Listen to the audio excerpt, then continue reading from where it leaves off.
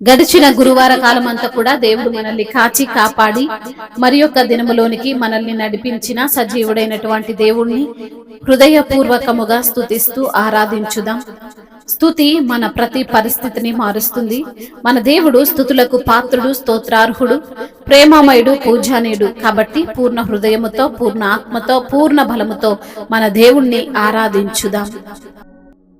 సిలువ చింత చేరిన నాడు కలుషములను కడిగి వేయు. సిలువ చింత చేరిన నాడు కలుషములను కడిగి వేయు.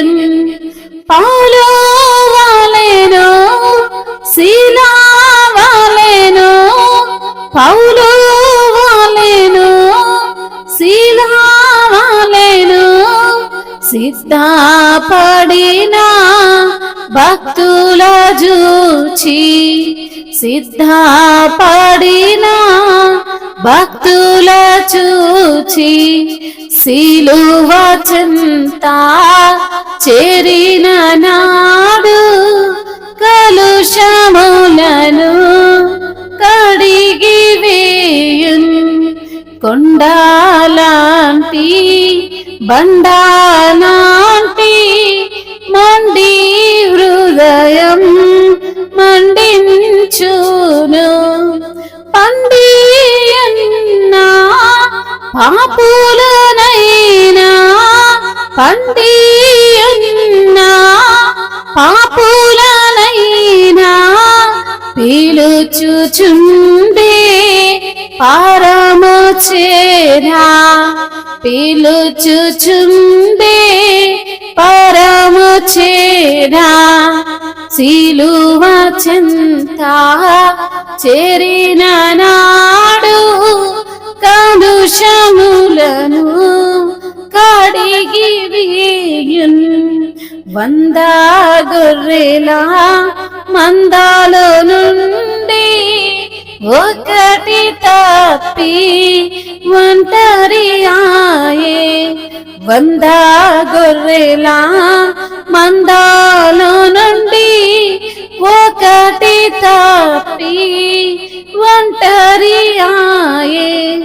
99 గొర్రెల విడిచి, 99 గొర్రెల విడిచి ఒంటరి అయినా గొర్రెను వెతకెన్. ఒంటరి అయినా గొర్రెను వెతకెన్.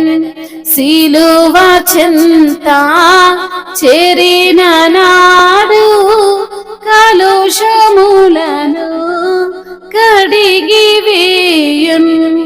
తప్పిపోయిన కుమారుండు, తప్పిపోయిన కుమారుండు తండ్రిని విడిచి తరలిపోయే.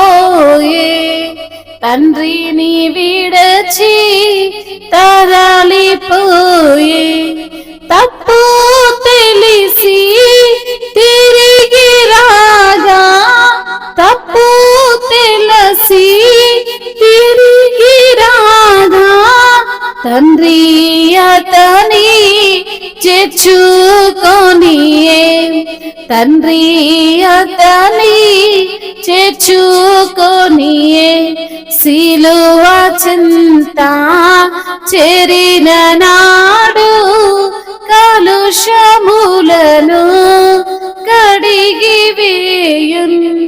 సిలువ చింత చేరిన నాడు కలుషములను కడిగి వేయున్.